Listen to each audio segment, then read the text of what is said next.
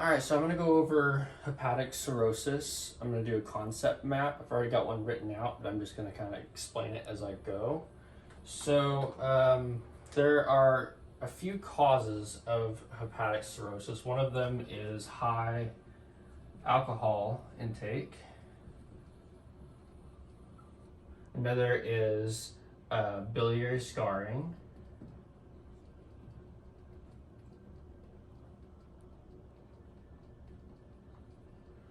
And then acute viral hepatitis.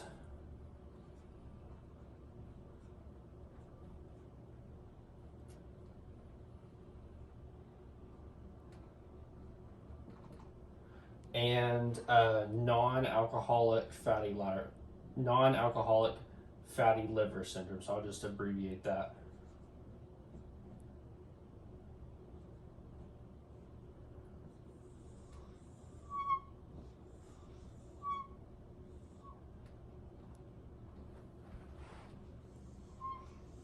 Now, out of these, the most common is, of course, the high alcohol use.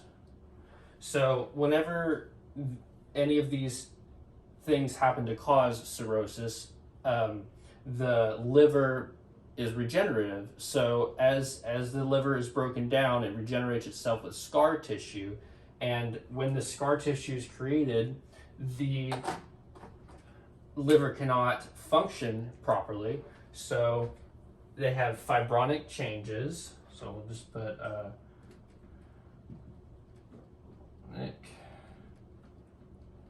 changes that prevents normal functioning.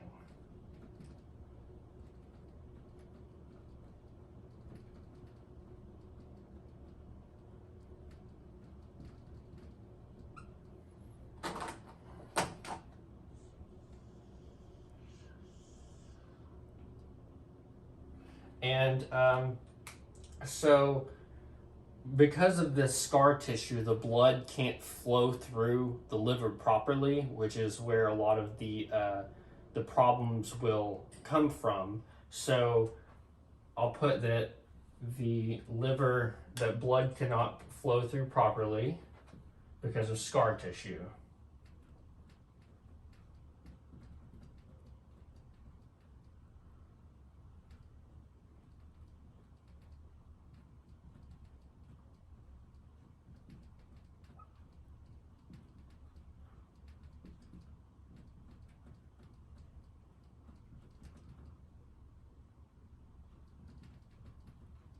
So the normal blood flow of the liver is the blood would come up through the portal vein.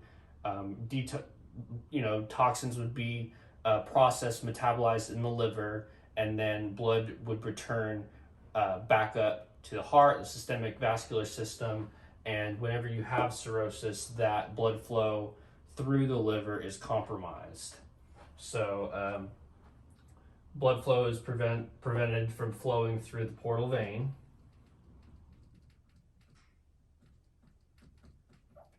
Through the liver,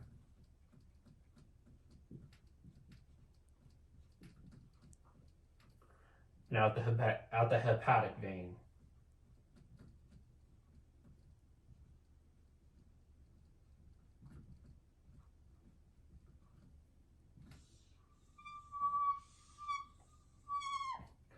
Now, what does this cause? So since the blood can't flow through properly, there's going to be a backflow, right? So blood will be just building up before the liver. So if we look at, where's my blue marker?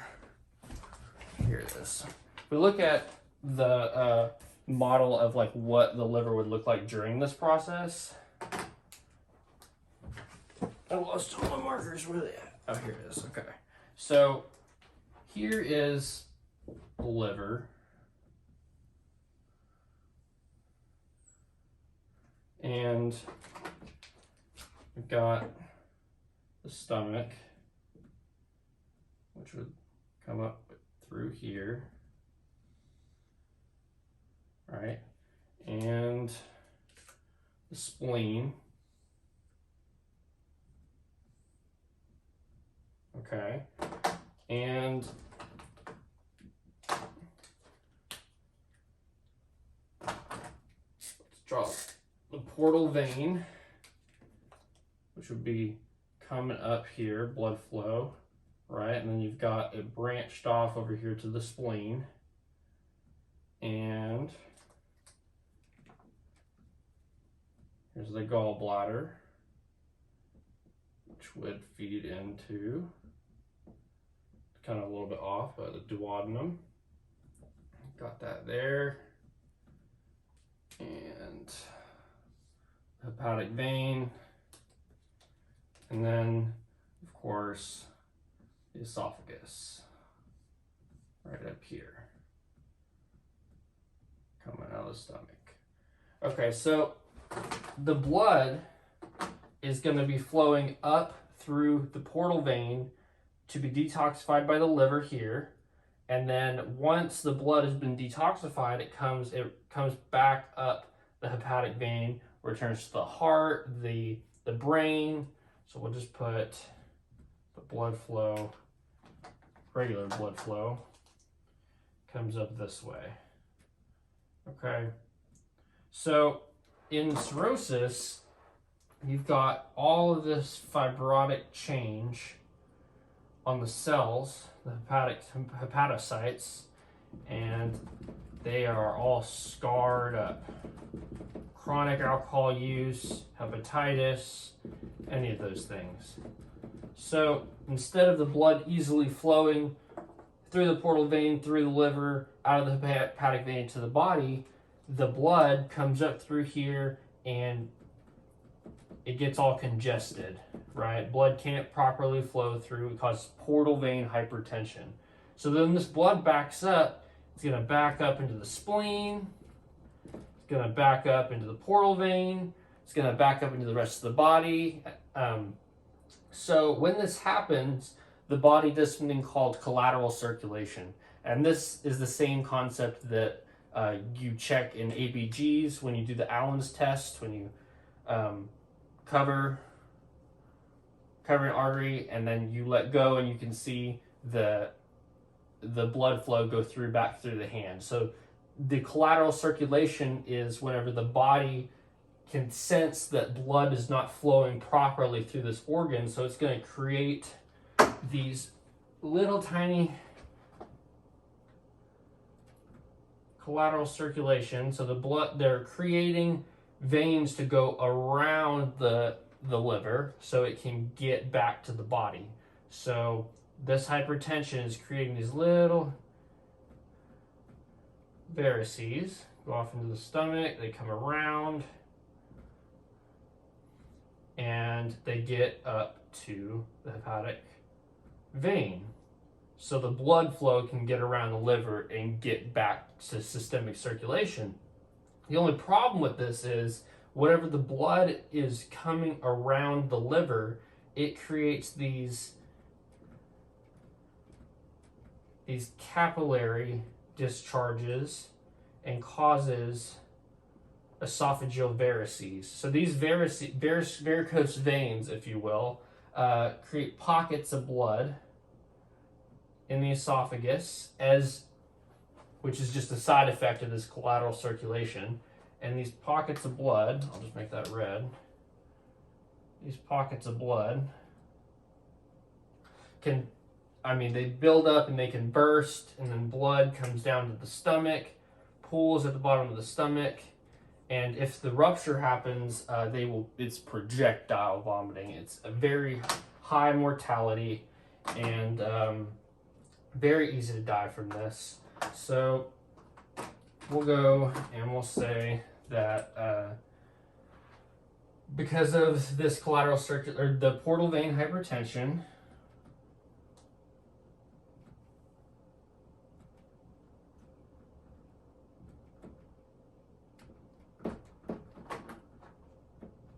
because of this lack of blood flow, causes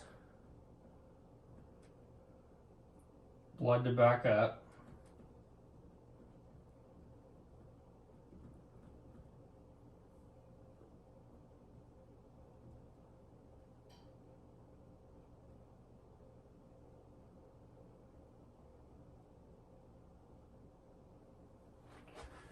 And when blood backs up, not only does it cause these varicose veins, but it also will back up into the spleen, cause splenomegaly, which makes the spleen overly enlarged, and it will increase in size.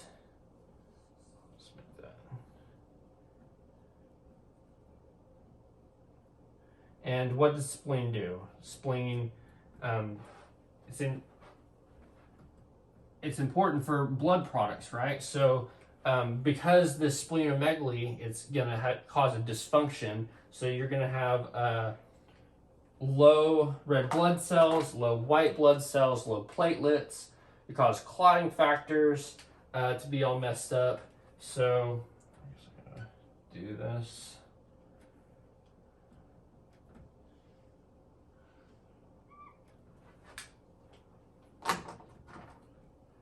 So this causes splenomegaly.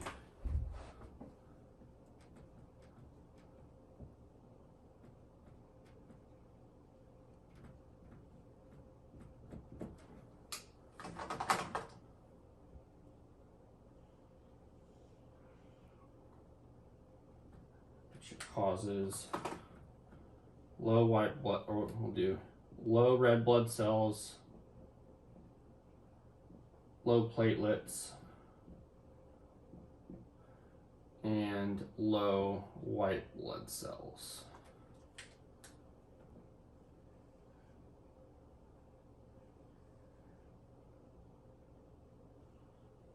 So you can cause anemia with this, clotting factors problems. So you can get petechiae, purpura,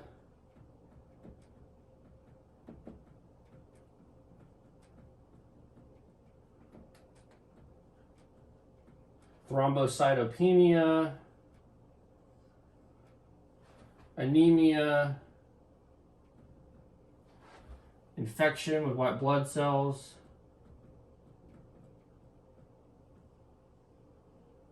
So just a multitude of different problems when the spleen is enlarged. So I guess we'll talk about these varices, these varicose veins in the esophagus. So we'll do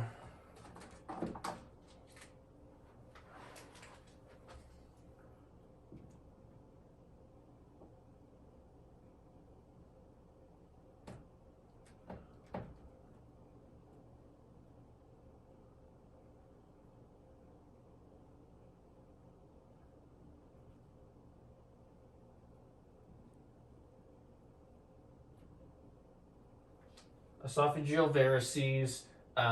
This is has a high mortality rate, and some of the signs they'll have is hematoemesis. They'll be vomiting blood, melena,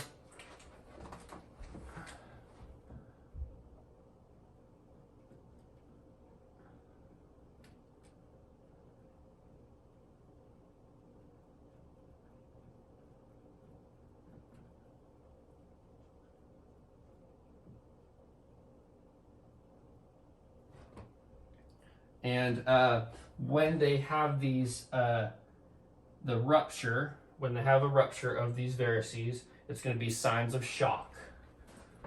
So shock with rupture. So what's the signs of shock? Tachycardia, low blood sugar, or low blood pressure.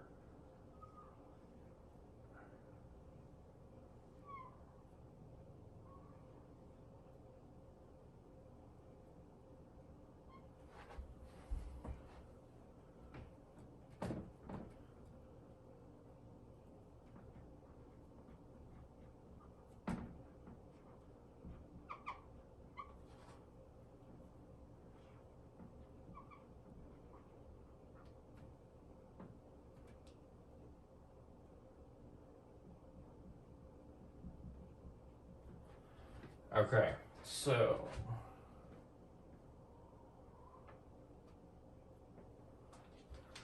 all right, what else? Okay, so gone over the fibrotic changes and not biliary scarring. This goes fibrotic changes cause scar tissue that the blood flow can't flow through properly, which causes portal vein hypertension. Collateral circulation creates these esophageal varices, which are very deadly. This backflow of blood causes splenomegaly, which causes all these different blood issues. Now, since we've gone over the blood flow, now we'll go over the decreased liver function. And yeah, okay, we'll go decreased liver function.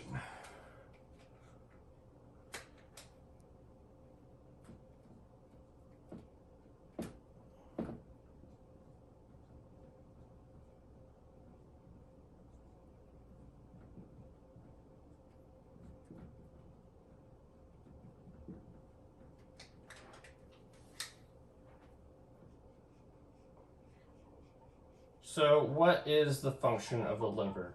So liver creates and stores vitamins, iron. It metabolizes drugs. It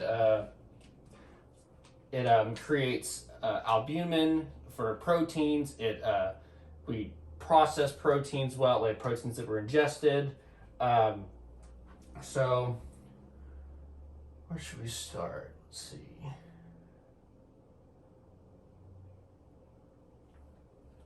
We'll do the ability to synthesize albumin first. Okay, so that's one of the functions is the ability to synthesize albumin.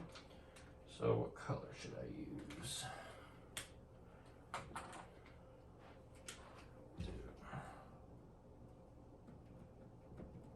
Decreased ability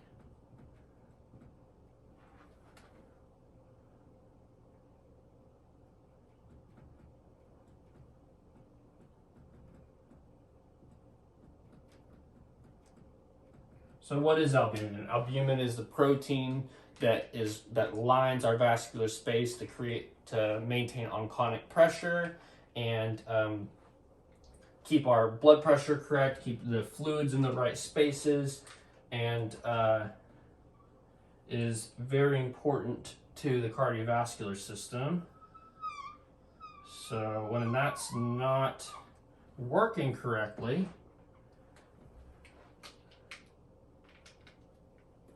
called a decreased onconic pressure.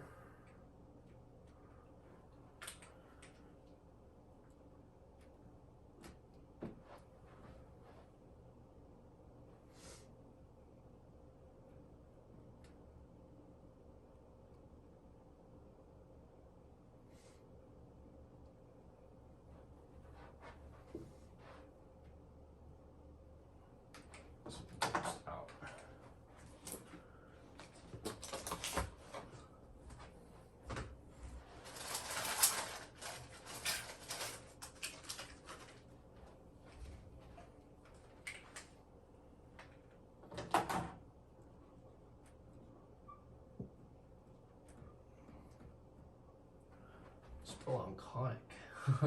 Oncotic.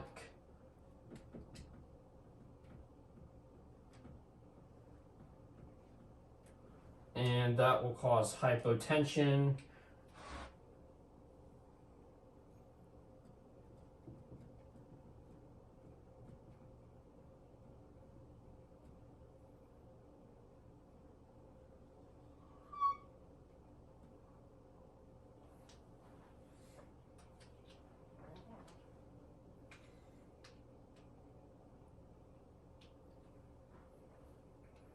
And then because decreased onconic pressure is happening, you'll have the fluid will be forced in the interstitial tissues.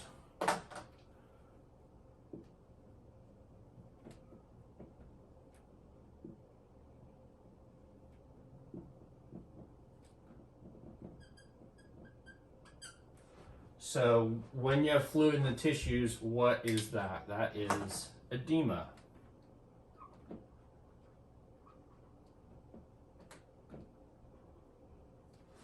And not only that, you have fluid that goes into the abdominal cavity, so it's like a systemic hydrostatic pressure, which is when fluid is forced out of the vascular space. So that is also tied into portal vein hypertension. You'll have that increased hydrostatic pressure in the vascular space. So do increased hydrostatic pressure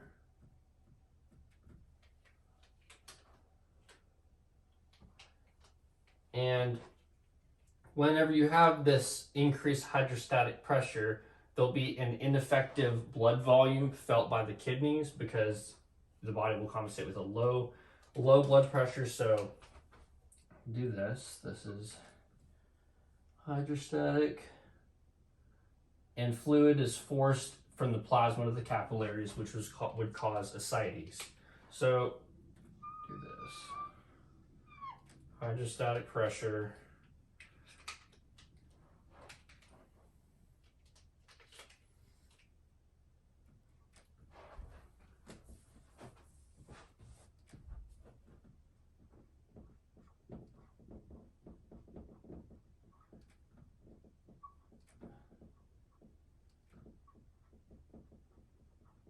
Ineffective blood volume felt by the kidneys.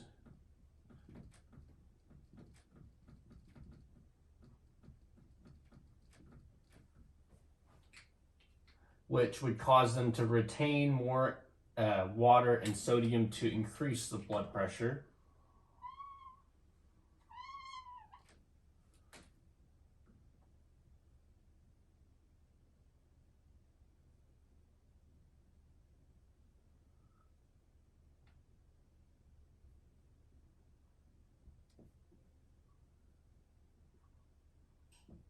Retain water and sodium to keep that blood pressure up.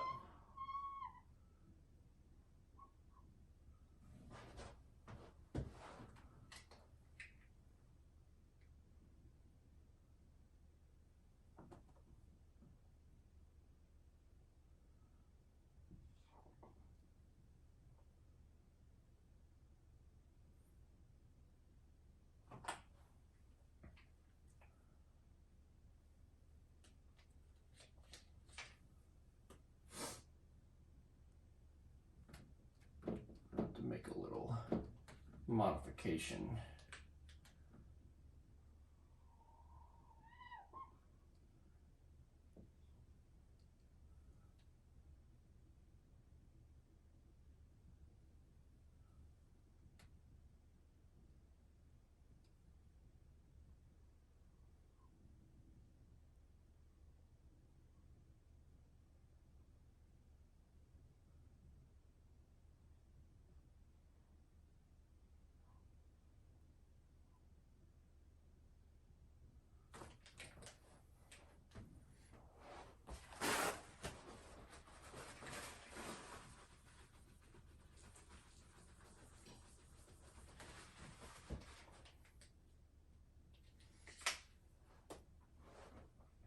So this hydrostatic pressure then causes fluid to discharge from the plasma into the capillaries.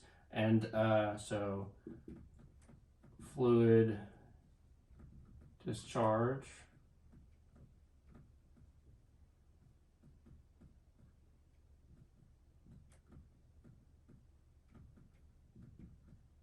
into capillaries.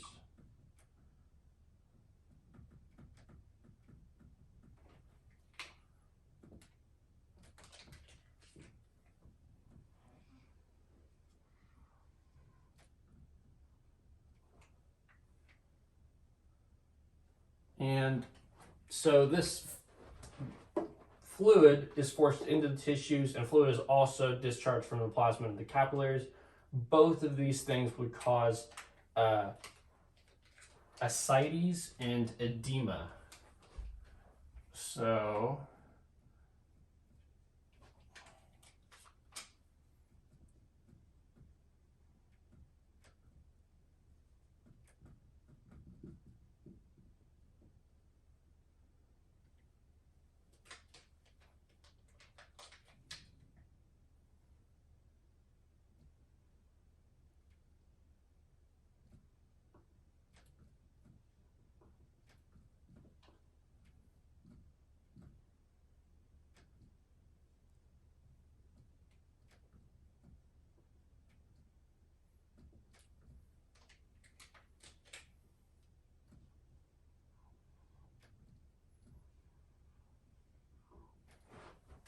All right, so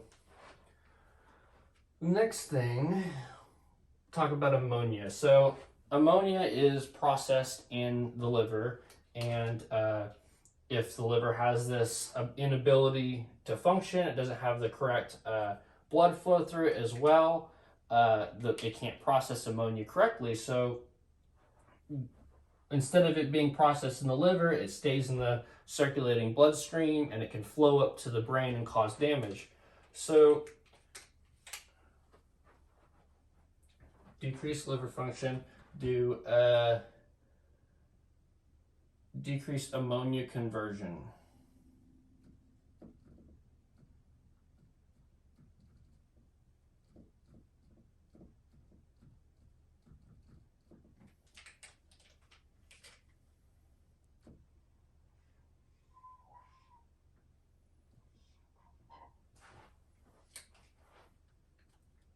And this happens because of improper shunting of this ammonia.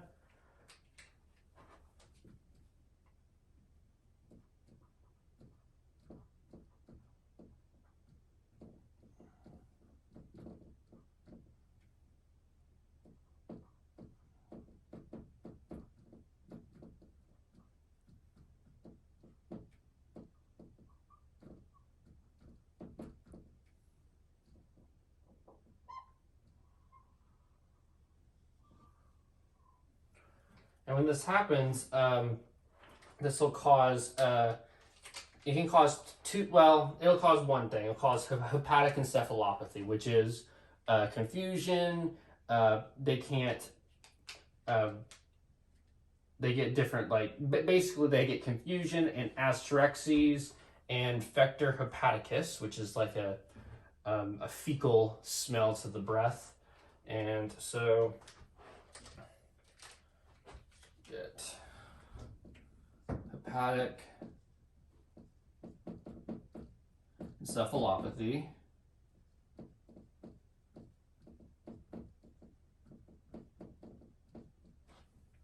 from this, and it'll get the symptoms of confusion,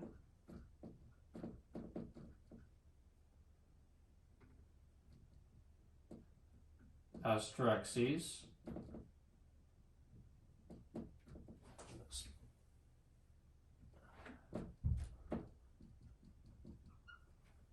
and that Factor hepaticus.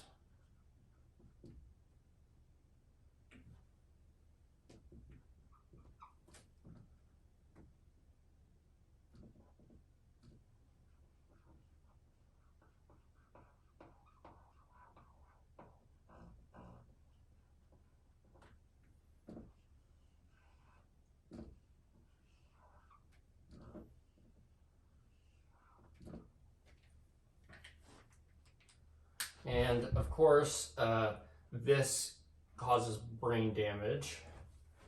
And I'm actually gonna combine these two because the other thing I'm gonna talk about is gonna relate to brain damage. So I'm gonna put that down here.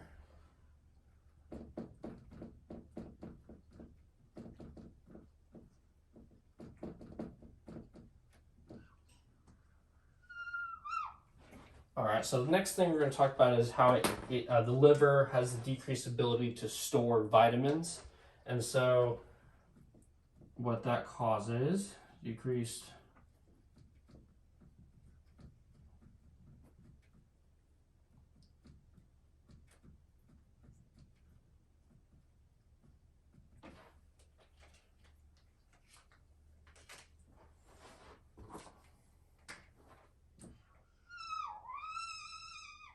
So there's a few different vitamins that it's not able to store, but the one I'm going to talk about, because it relates to this, is vitamin B1. And so that is thiamine. So if the body doesn't have the proper stores for this vitamin B1, it causes a deficiency in the part of the brain called Wernicke's area, which is has to do with, I think it's part of the speech receptors where you're able to understand what people are saying.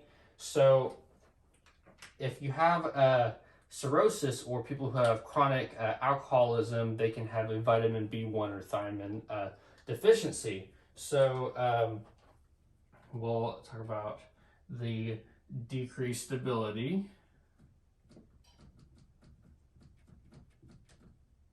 to store vitamin B1.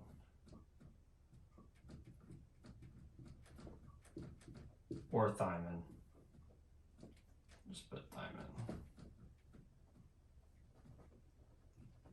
And this is why on when someone gets a banana bag in the ER, we put, but the pharmacy puts vitamin B1 in there, so they're not only receiving the fluids, they're getting this vitamin B1 they're probably deficient of, so it prevents this Wernicke's encephalopathy.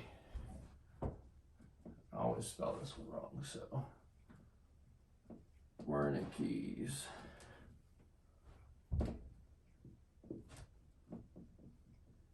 encephalopathy.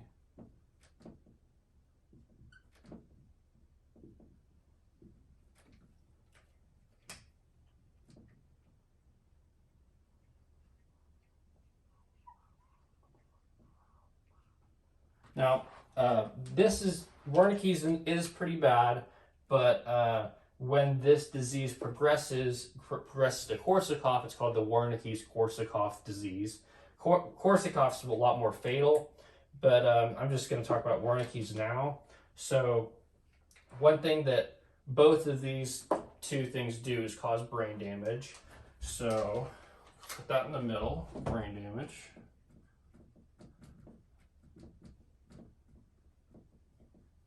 And Wernicke's is reversible, Korsakoff's is not reversible.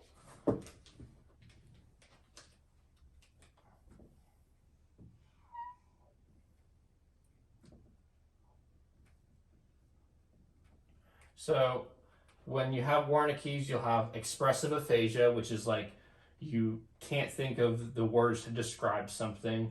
You'll have hallucinations.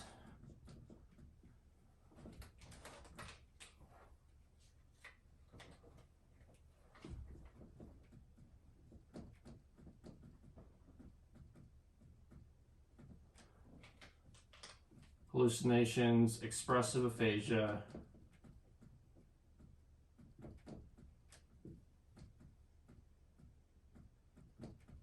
and I think receptive aphasia.